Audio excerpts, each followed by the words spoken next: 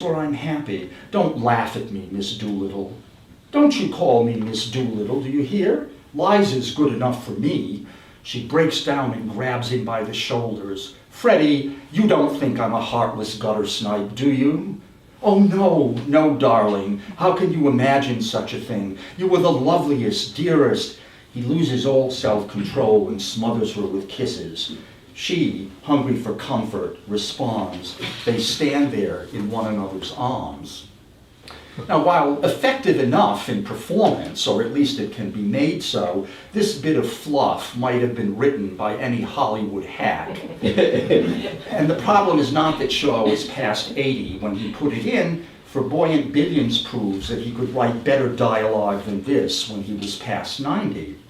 The real difficulty is that in trying to express emotion directly, Shaw is out of his element. To find the dramatist in his element, we need only move on to a speech in the final act that catches Higgins' attempted performance of indifference. Higgins: I shall miss you, Eliza. He sits down near her on the ottoman. I have learned something from your idiotic notions. I confess that humbly and gratefully. And I have grown accustomed to your voice and appearance. I like them, rather. This passage, which served as the basis for I've grown accustomed to her face in My Fair Lady, is touching, not so much for what it says, but for what it must leave unsaid, that beneath his swagger, Higgins' feeling for Eliza is deeper than he admits, or perhaps even suspects. Nowhere in the play does he call her Liza, as she invites Freddie to do. As for smothering her with kisses, forget it. Shaw puts them on an ottoman, not a sofa. Eliza, in turn, can only reveal her feelings for Higgins indirectly, which gives Shaw another chance to work from his strength. She tries to explain, I want a little kindness. I know I'm a common, ignorant girl and you a book-learned gentleman, but I'm not dirt under your feet. What I did was not for the dresses and the taxis. I did it because we were pleasant together and I came to care for you. Not to want you to make love to me and not forgetting the difference between us, but more friendly-like. Higgins: well, of course. That's just how I feel. You see, so they manage to connect momentarily, even though it doesn't last. While Eliza has mastered ladylike diction with extraordinary flair, this refinement is not yet quite natural to her. Under emotional stress, her concentration breaks, and she slips momentarily into her flower girl voice. What I did, and I came to care for you, before catching herself up.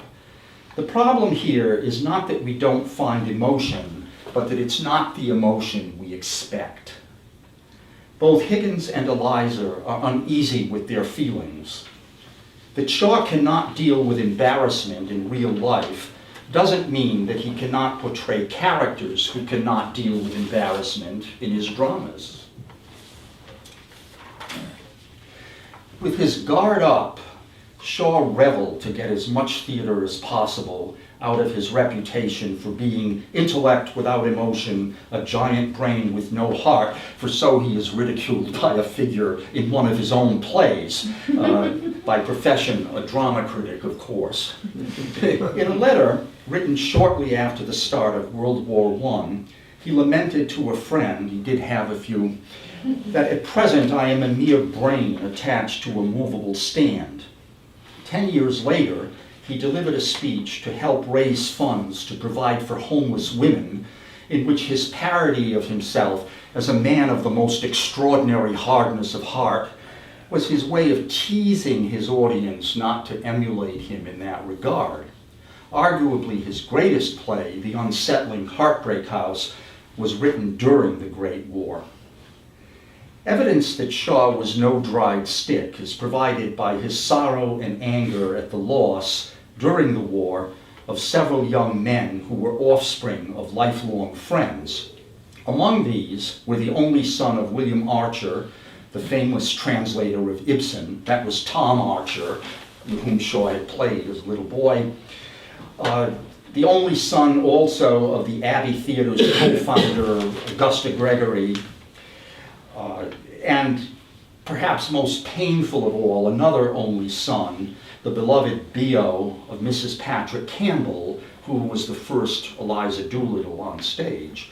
To her, Shaw wrote when he heard, "I want to scream, I do scream, killed because people are blasted fools. A chaplain too has nice things to say about it.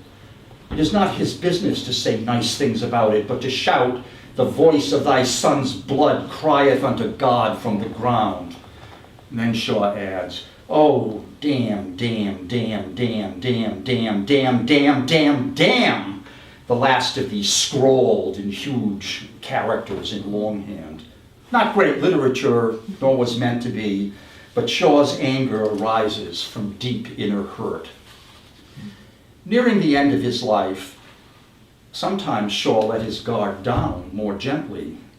In December of 1943, he writes to a friend a note, "Charlotte died this morning at 2:30. You saw what she had become when you last visited us, an old woman bowed and crippled. But on Friday evening, a miracle began. 40 years fell off her like a garment. She now lies young and incredibly beautiful. I have to go in and look at her and talk affectionately to her. I did not know I could be so moved." The friend to whom he wrote this was none other than H.G. Wells. Approaching his 93rd birthday in 1949, Shaw replied to a query from a total stranger in Chicago, "I have no view of death. It is a fact, like the rising of the sun every morning, and is simply to be faced, not argued about. The dread of it does not trouble me in the least, quite the contrary." Shaw knew the difference between trying not to think about death and just not thinking about it. In his slim autobiographical collection of essays, 16 self-sketches from the same year, Shaw made the point that if a man is a deep writer, all his works are confessions. Surely there are deeper writers than Shaw, but few more revealing than when he granted, in his own oblique way, "My heart is never in the right," meaning the expected, place. Small wonder that neither potential friends nor enemies knew quite what to make of him. Well, that's the best I can do in my first youth. Come back in 20 years to hear the revised version. Thanks.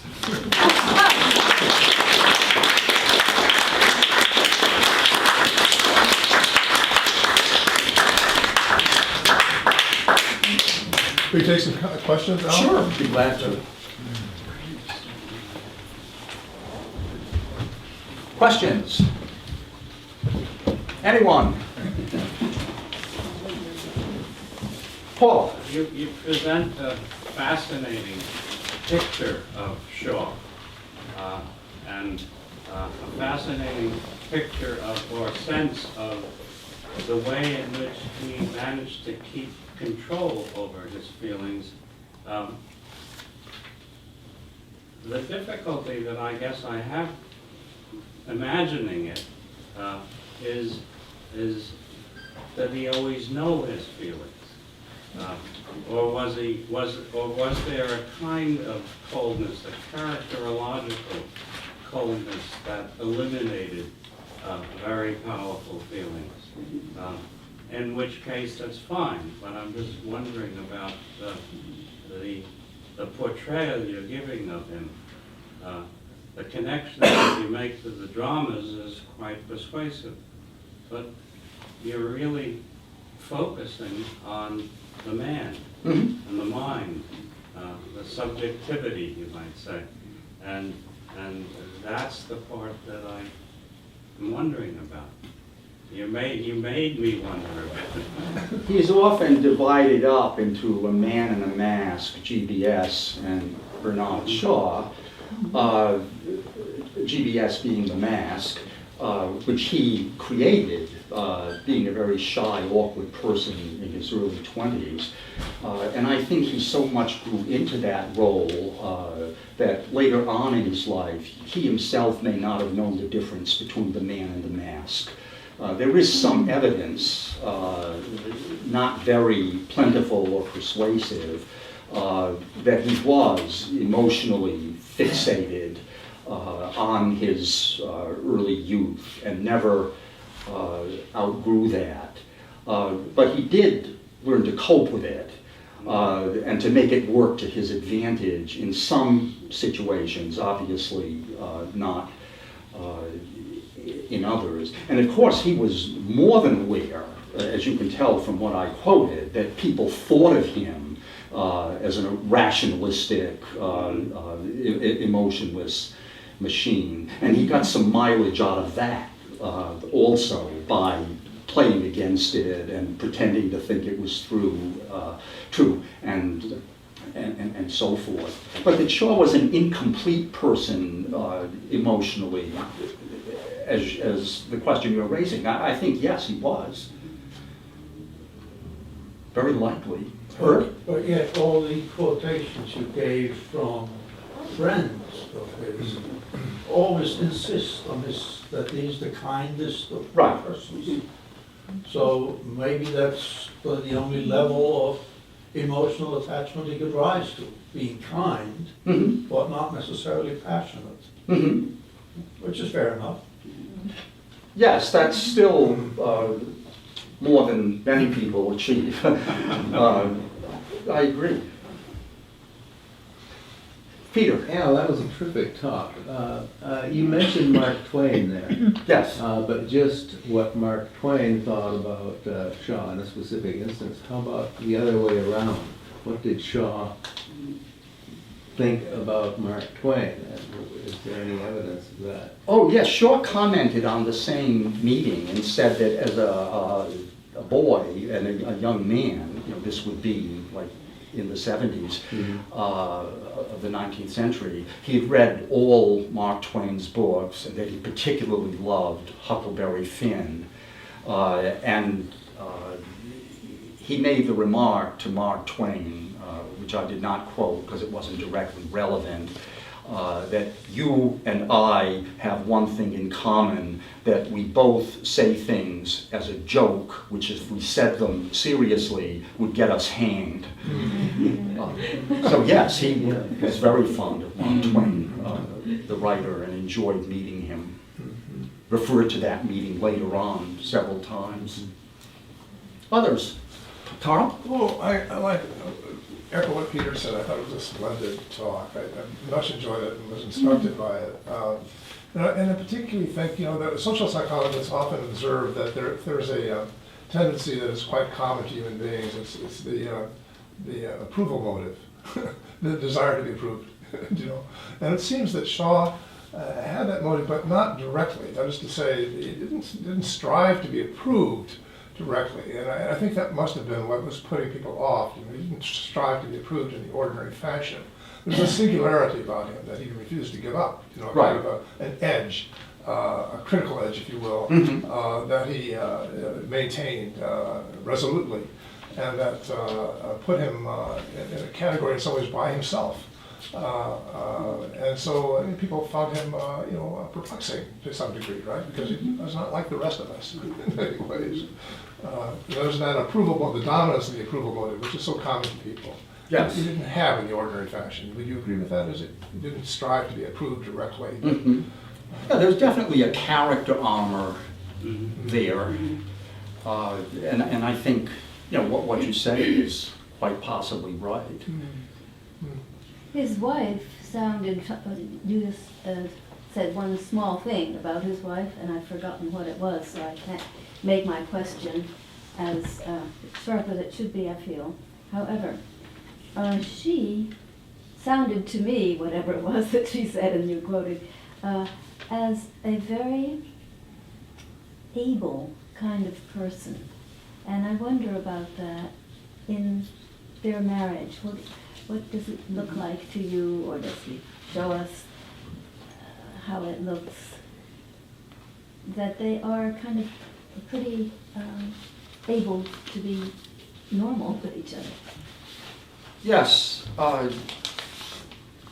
what I quoted was her letter to H.G. Wells, don't be offended, he can't help going on this way. She understood him. All indications are that the marriage was very companionable, and it was also companionate. And everyone knows it was sexless. They said so. And often, Shaw's criticized for that as if it were anyone's business, but his own.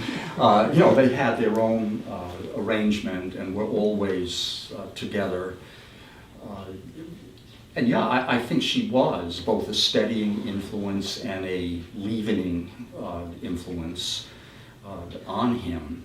And I don't know of anything he ever said that is more directly emotional than the notes he wrote right after her death. I read one, but there are several others that he sent to various close friends of both of them. Did Shaw have any animosities to things or groups? Because I heard some things about him. And did he not like certain things or capitalists, communists, Jews? What did he like? Well, he was an avowed socialist, a very early member, though not a founder, of the Fabian Society. He was the leading speaker and essayist for the Fabian Society, gave several hundred speeches, and wrote many essays, a few of which are marvelous. So he didn't like capitalism at all, but he never became embittered. When he does seem to be attacking individuals, what he's, I think, more deeply attacking is the individual as a representative of some greater bureaucratic or institutional stupidity. And actually, there's a good example of that comes to me, that's probably a surprise to you, but in 1905, his notorious play, banned in England, Mrs. Warren's Profession, was staged in New Haven, Connecticut. And the police stopped the production, arrested the whole cast, and the director, and the head of the Legion of Decency in NYC, Anthony Comstock, said, I'm going to go get this Irish smut peddler. Those were his exact words. When Shaw read them, he responded, I've had quite enough of this Comstockery. Now, the word Comstockery was Shaw's coinage and has come into the English language. You can look it up in your dictionary, and it probably won't even be connected with Shaw. Now, was he there